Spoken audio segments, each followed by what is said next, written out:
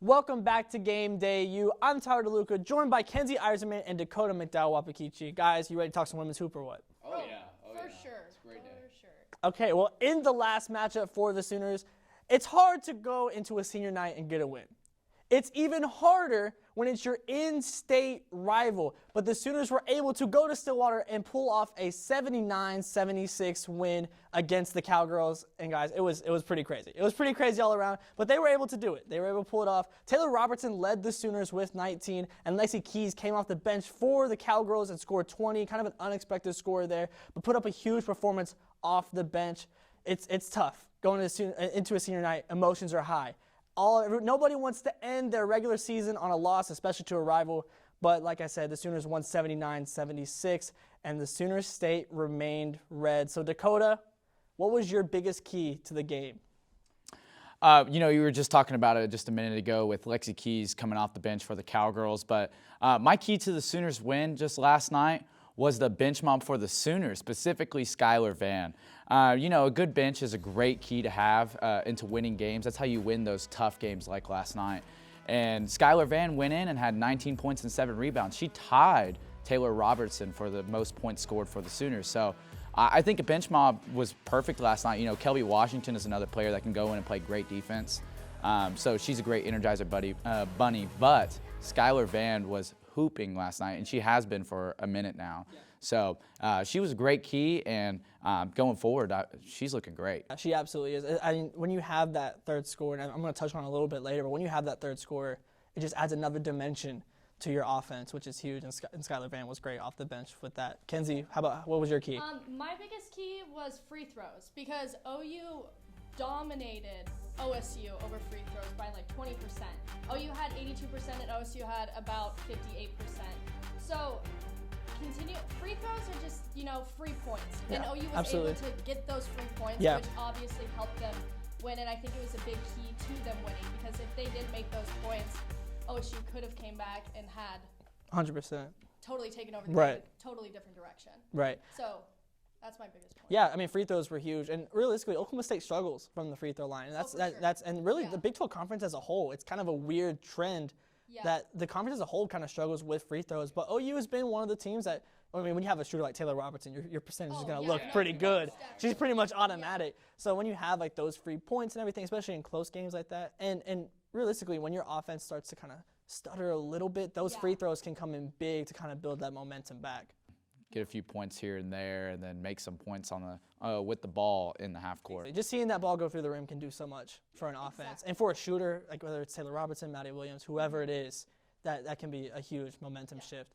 Well, for me, my biggest key is something that we've harped on.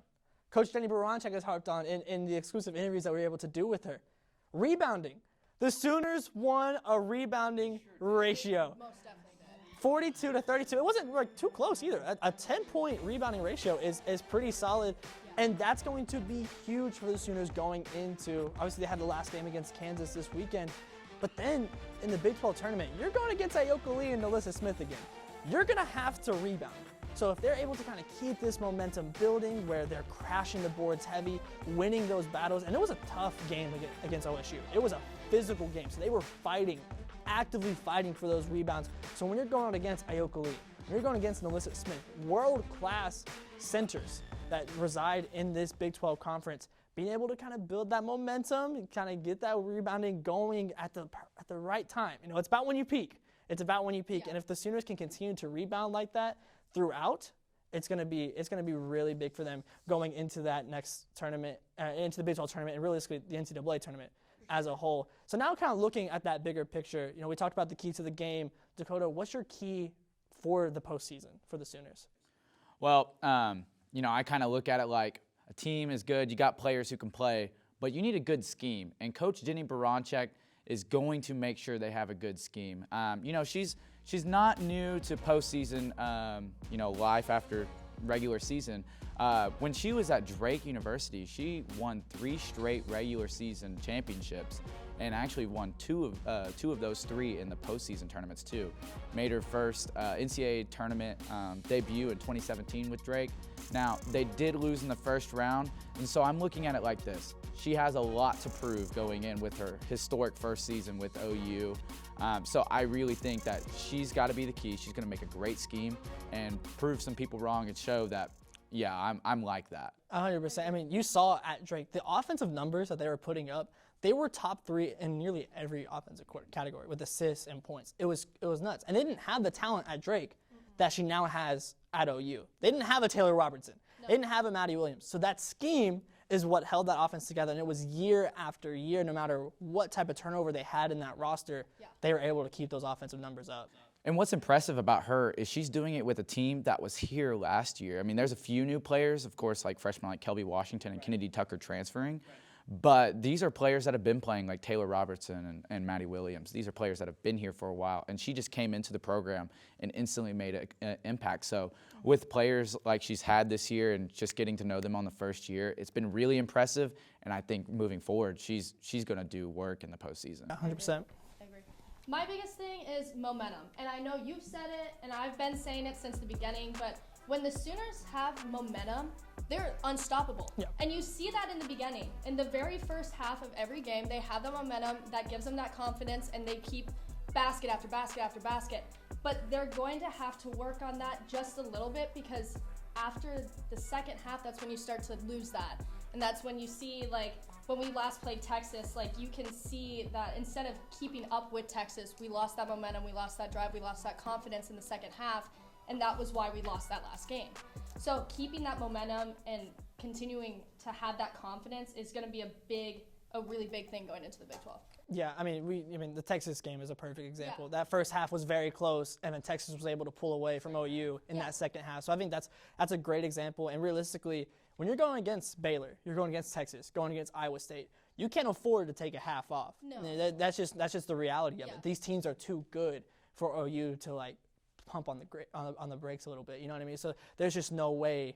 They're either going to go all in or they're going to get knocked out. There's no real in between about that. So I think it's a great point. You see how strong they are in the beginning. They just need to continue that through the entire way. They almost get like tired or lazy once it hits the second half, or they just get, I want to say they get comfortable. They get too comfortable because they're like, oh, we're already winning, we're already ahead, like we're going to be just fine.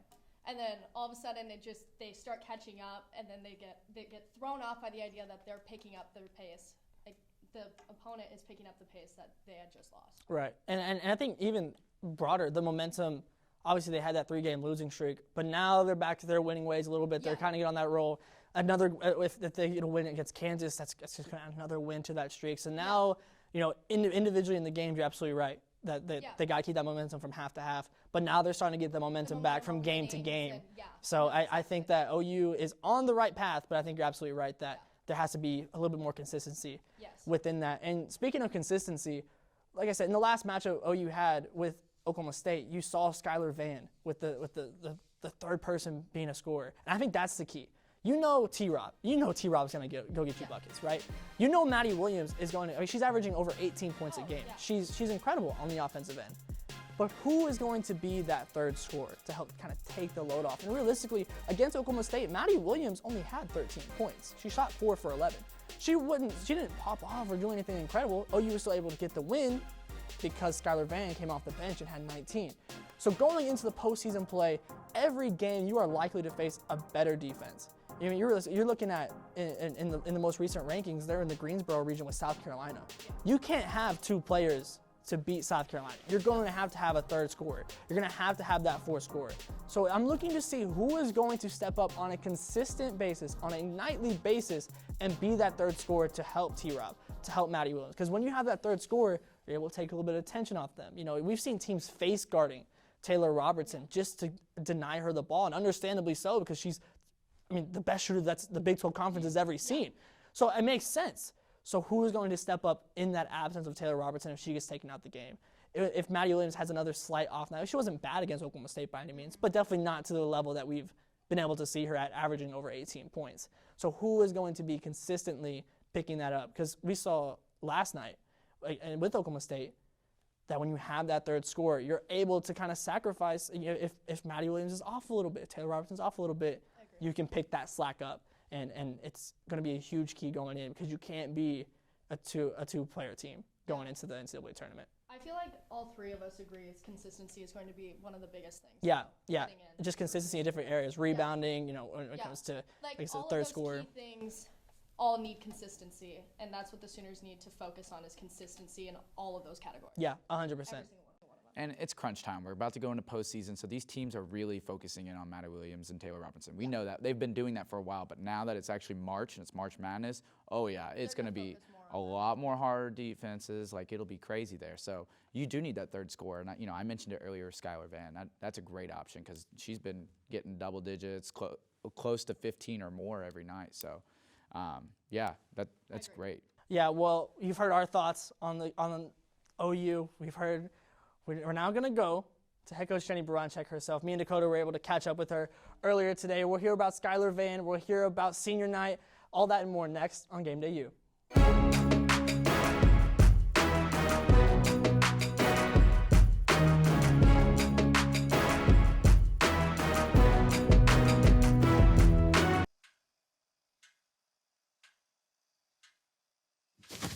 Awkward. I'm the awkward silence. You try to avoid me, then there I am again. But an awkward silence can be a great thing. Like Kelly here is about to demonstrate. You haven't really been yourself lately. Are you okay? Find out how you can help a friend with their mental health at seizetheawkward.org. When I was in foster care, I never knew when I would have to move. So I always had my suitcase ready to go. Then one day, I was adopted. My new parents opened their hearts and home to me. My parents cook my favorite breakfast for me every morning. My parents take me on trips I never thought I would go on. They gave me a home and an even better reason to use that suitcase. My parents aren't perfect, but they're perfect for me.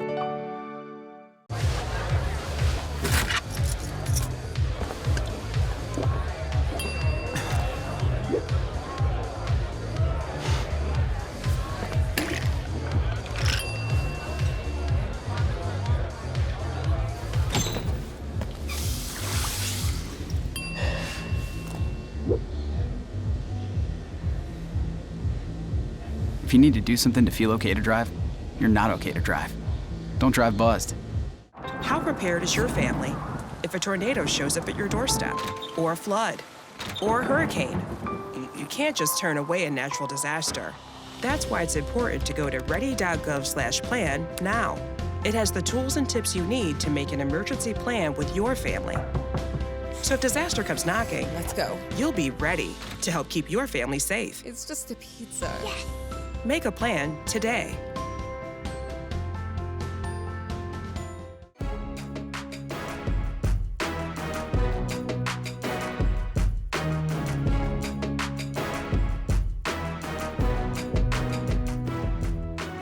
Welcome back to Game Day U. We are joined by head women's basketball coach Jennie Baranczyk. And coach, you get a big win against an in-state rival. Traveling to senior night it's never easy to get those type of wins, especially against a rival. But you did it. You guys are kind of getting that momentum back. How's the team feeling?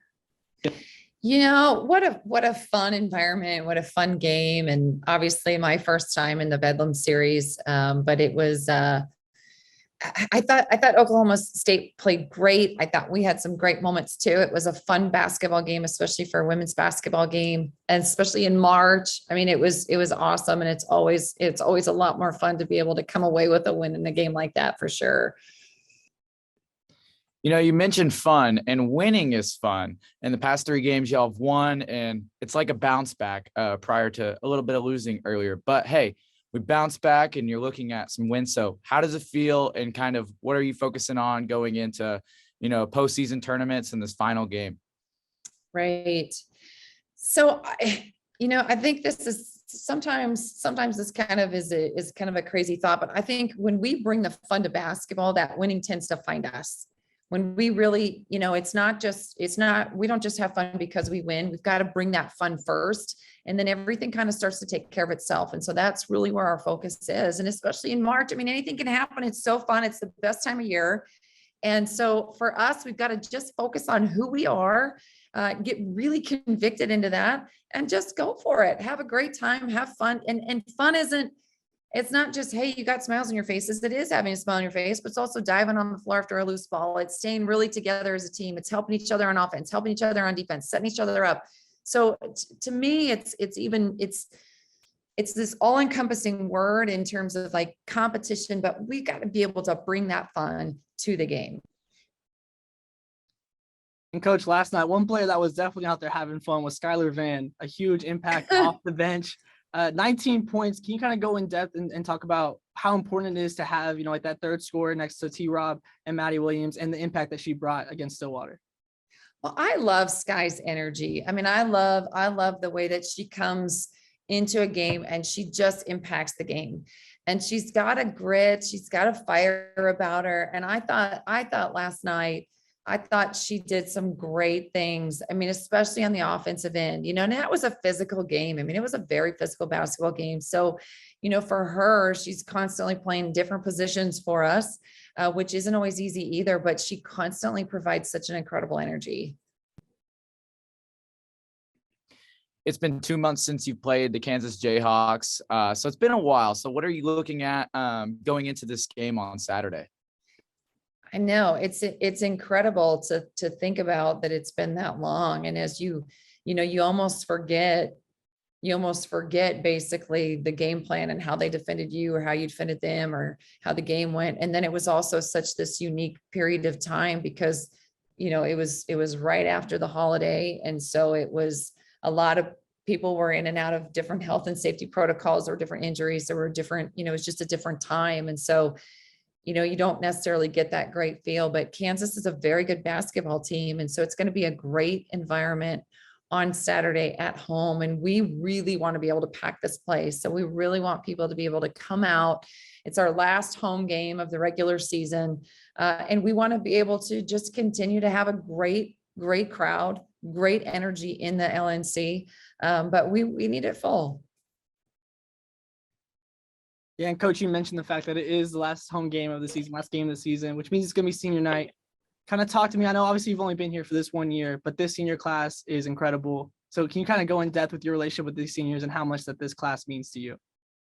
Well, this senior class they've been incredible in terms of their leadership. And, obviously with Anna Yanusa getting injured, that's not very much fun. But Taylor Robertson, Maddie Williams, Dee Lampkin, they've just been incredible. I love the belief that they have in themselves and the people around them in this program. I mean, that's been amazing. We were able to honor the 2002 team last weekend. And so to be able to watch those two teams really interact and share a really incredible sisterhood, you can tell that the foundation and the culture and the chemistry of this program is really special.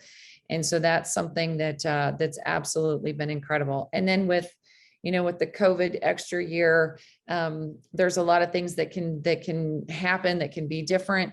And so we'll have to navigate through that in the off season, but to be able to honor an entire senior class and really be able to celebrate, it's going to be a special day.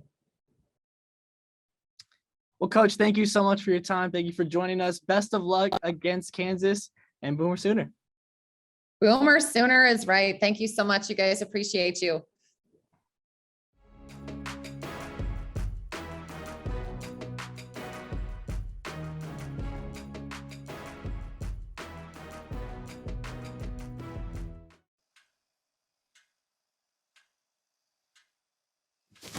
Awkward. I'm the awkward silence. You try to avoid me, then there I am again.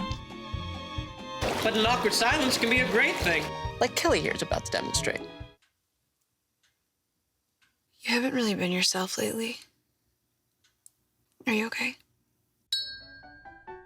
Find out how you can help a friend with their mental health at seizetheawkward.org. When I was in foster care, I never knew when I would have to move. So I always had my suitcase ready to go. Then one day I was adopted. My new parents opened their hearts and home to me. My parents cook my favorite breakfast for me every morning. My parents take me on trips I never thought I would go on. They gave me a home and an even better reason to use that suitcase. My parents aren't perfect, but they're perfect for me.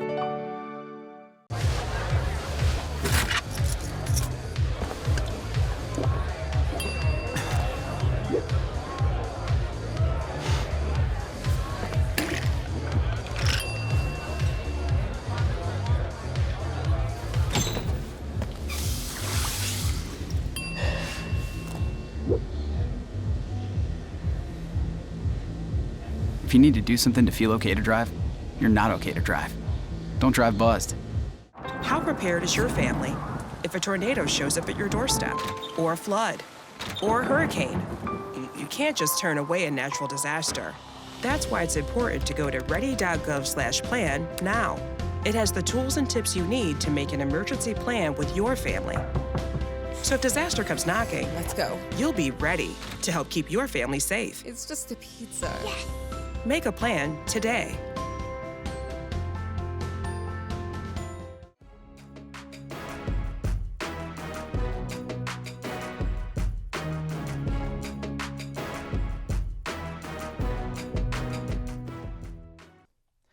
Welcome back to Game Day U. It is finally March, the best time of year. The postseason's beginning, conference tournaments are starting. My favorite time of year. I could literally sit around. Yes, absolutely. I fully plan on being on my couch the majority of this month. But with these tournaments starting, I want to kind of hear some of your predictions as well as the final rankings came out. So I want to kind of know where you guys are thinking that OU is going to end up with Selection Sunday kind of looming here in a couple weeks. So Dacoda, I want to start with you. We'll start with the ACC. Who do you think is going to come out?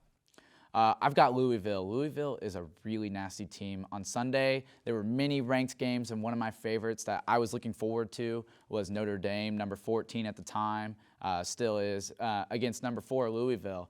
And Louisville just decided they were going to destroy them. It was quite a shocker because it is a ranked matchup. But when you got players like Emily Engstler and Haley Van Lith, it's kind of hard to, not be good. But this team was just really impressive, and it's cooking into gear, of course. The number 4 team in the nation. So I've got them winning the ACC because Louisville is a great team. You were watching them Sunday, and it was just impressive to see. I gotta disagree. Oh, Lord. Here we go. Here we go. Give me NC State. Honestly, they're 26-3 overall, 17-1 in conference, which is huge. They've won the past 2 league tournaments, which obviously is a big thing. So they definitely can do it again. It's definitely coming. Their key players is transfer guard Diamond Johnson. So whenever they need that basket, she's a bucket. She is the person that's going to she's a get bucket. That basket. So with her and the rest of the team, they've got it in the bag. No doubt got it in the bag. Well, I don't know about got it in the bag. I honestly think it's between Louisville and NC State. It could be it could be. I would say possibly even a coin flip. As far as that's where I'm at with this. You could go either way, because like you said, Diamond Johnson, she's a bucket. The guard play from NC State is really well. Perez is a great manufacturer of the offense for NC State, but they're not going to beat Louisville. No. You're right. No. You are right, Dacoda, because what they did to Notre Dame on Sunday, they sunned them. Skylar Diggins was in the building, and they didn't care.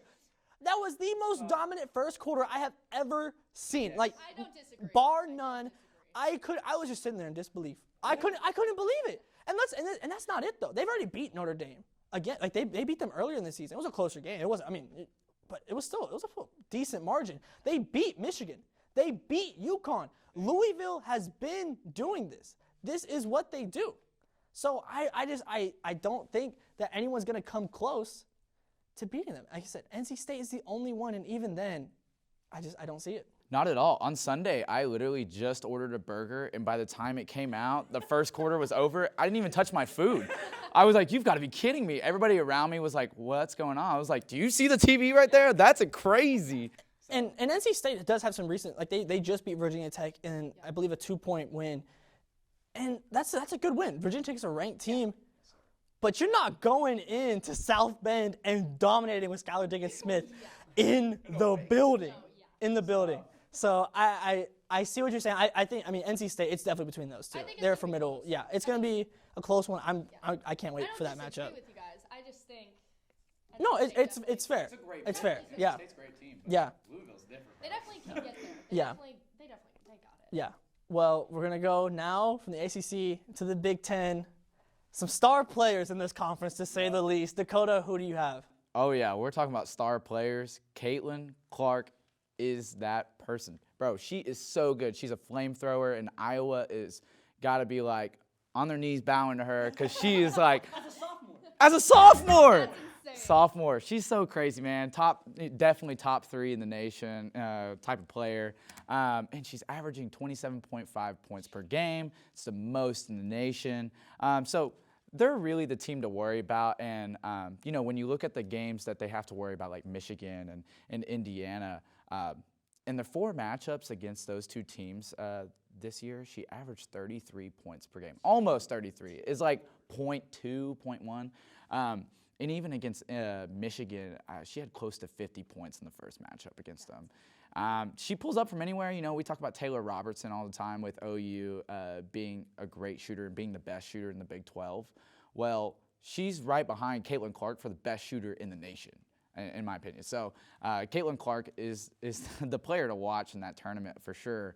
And I don't think anybody really can guard her. It's really tough, man. She runs around.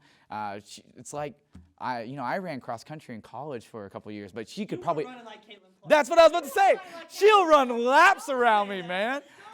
I was about to say she will run laps around me. You'll watch her and you get tired yourself on the couch, man. She's just got the endurance to run around, get the shots up. There's no guarding her. There's really not a chance.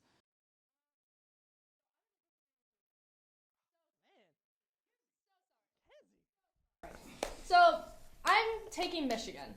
Michigan's got this. I don't know how you two stand with that opinion, but Michigan's got this in the bag because they've defeated Ohio State.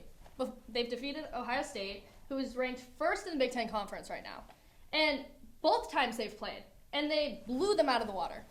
Blew them out of the water. And that would be the only person that I feel like would be close to beating Michigan, would be Iowa State. Michigan's got this, 100%. And they've defeated Iowa once. For sure, I was about to say they are. are. Also was a blowout.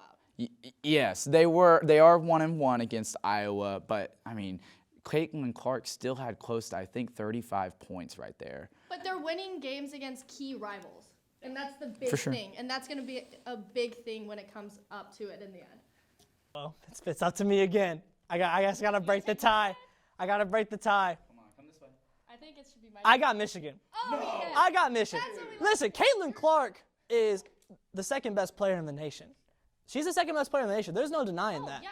But let's not let's not forget about what Michigan has done this season. Yes, they ran into a Caitlyn Clark senior night buzzsaw in Iowa, and that's going to happen when you're going against players like Caitlyn Clark. Mm-hmm. But in the other, I just don't know if I trust the others surrounding Caitlyn Clark. Yes, Caitlyn Clark's going to get hers. She's going to do that every time. But she's not, she might go off for 80. But maybe, but most likely she's not going to. If I was to guess a player to do it, it'd probably be her. Yeah. But that's not viable. That's not going to win them a Big Ten tournament. But you got to look at Michigan State's resume. Yes, I understand they got blown out. I hear you. I get it. But they beat Ohio State, like you said. They beat them twice. They beat Maryland twice. And they were both blowouts. Yes, they beat Iowa earlier. They beat Indiana. They beat Baylor. Every time there is a ranked game on the schedule for them, they pretty much always show up. Yep. They've stumbled on some games. Michigan State, that's a bad loss. That was a bad loss. But every time it's time for them to show up, they do. And you know who else does? Naz Hillman, who does not get the respect that she deserves as a star in the Big Ten. I think that she can take over any game. We saw some of the high-scoring numbers she's put up this season and last season. She's a bona fide star. I understand that Caitlyn Clark gets all the press, and understandably so. She deserves to get the attention that she does. But as the Big Ten as a whole, Naz Hillman, I feel like, always gets forgotten about. And she's a legitimate star caliber player that can take any game over. And I think that she's going to do that, and the others around her are going to step up more than the others around Caitlyn Clark, and they're going to get that win in the Big Ten tournament. That'll be fun. Change your opinion now? No, not at all, man. Caitlyn Clark is that player, I'm man. giving you the opportunity. LSU? No. Not She. take it? No. I really think Caitlyn Clark is amazing, and she's only a sophomore, and you don't want to look too forward and everything, but as a sophomore and blowing up like that, they're gonna get some recruits that want to play with Caitlyn Clark. So I mean, even if they don't win this year, next year Iowa's gonna be insane to watch, again because of Caitlyn Clark. But she's gonna get some people around her that just want to play with a shooter like that, a player like that. Right, 100%. Well, now we're going to go to arguably the best conference in the nation, the SEC. Dacoda, I know this one means a lot. This one means a lot. Yes. Who are you picking?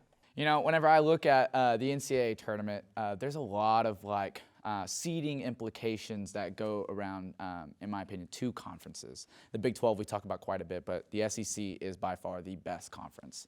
And the number one team in the nation is really the option to pick here. There's no debating that. They've got the best player in the nation. They've got a great guard, and they have the best coach in the nation. Dawn Staley is that coach. I love Jennie Baranczyk, but Dawn Staley is amazing. So there's really no other option here. They're a team that, when you see 1 seeds, 2 seeds, you're like, hey, they could lose at any time. It's March Madness. There's always a Cinderella. I don't think so with South Carolina. There's no way you can beat this team. They're just so well-rounded. And it's just going to be really hard to beat a team like South Carolina. And there's maybe 1 or 2 options, but they're just really good, man. You want to take a guess on what I'm going to tell you again? No way. Anyone else want to take a guess? South Carolina, right? Yeah, it's got to be South Carolina. Oh, no. Give me LSU. Okay. LSU.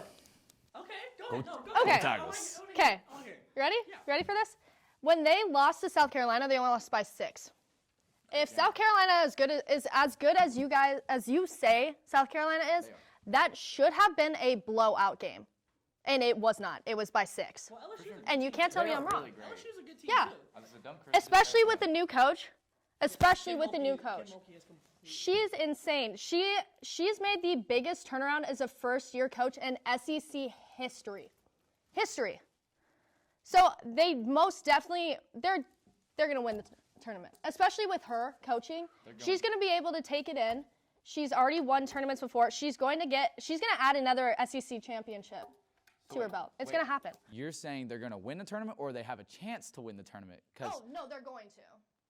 Oh, Tyler, come on now. They're definitely going to. I'm going to look right here.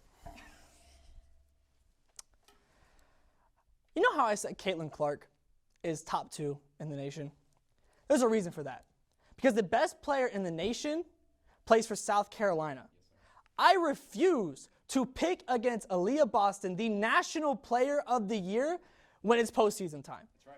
Everyone I've seen on Twitter, you look on social media, every time South Carolina accomplishes something, every time they win an award, every time they win a game, somebody out there tries to discredit them. And I don't understand it. Dawn Staley, like you said, is the best coach in the entire nation. She just won the SEC Coach of the Year, and people were like, oh, Kim Mulkey. And understandably so. I get the turnaround. Well, she's turned around 2 great programs Kim Mulkey has. Yeah. Baylor and now LSU. Yeah, but you got to talk about talk about how incredible South Carolina has been this season. They are the clear-cut #1 team in the nation. They have the best player in the nation. They have the best coach in the nation. They have Bria Beal, who is one of the best perimeter defenders in the nation. They have some of the best guard play in the nation with Destiny Henderson. You would be a fool to bet against them in postseason tournament. They keep on winning, and I promise you, nobody is getting bored of winning at South Carolina. They're going to keep winning. They're going to win the SEC tournament, and then they're going to go on and win the national title along with every national award around it, because that's the level of play that's happening in South Carolina. There's a reason why College Gameday went to South Carolina, because they are a great team, and that was a great game to watch. They are so good, man. You really, like you said, you are full to bet against them. No. LSU is going to clean up their game, and they are going to defeat South Carolina. I don't see it. It's going to come. I don't see it. I don't understand how. I believe that it would be a close game, but I feel like LSU will be able to defeat South Carolina. I don't. If they really put their mind to it and really put in the reps and really focused on their game plan, I see it happening. Well, when you're talking about getting in reps, that's all Leah Boston's been doing. It's been practice games, it's been scrimmages for her, playing like 20 minutes a game because they keep blowing teams out. So she's going to be well rested. And this postseason time, you're telling me if Leah Boston's getting like 32, 34 minutes a game, you were talking about Caitlyn Clark starts, the stats that she's putting up. Great, fantastic. She's playing the entire game. Aaliyah Boston is putting up these level of stats, playing like half the game. If even sometimes. If even. She's getting double-doubles in 5 minutes because that's the type of player that she is. And that's not even including the other sides that they have, the other guards that they have. So all around, I think that South Carolina is undeniably going to win this SEC tournament. We're going to have to agree to disagree. I guess so. But that's going to do it for us on Game Day U. It's March. We're having fun. It's going to be a great rest of the season. Stick around with us for Game Day U. For Tyler Deluca, Kenzie Iserman, and Dacoda McDowell-Wahpekeche. We'll see you next week.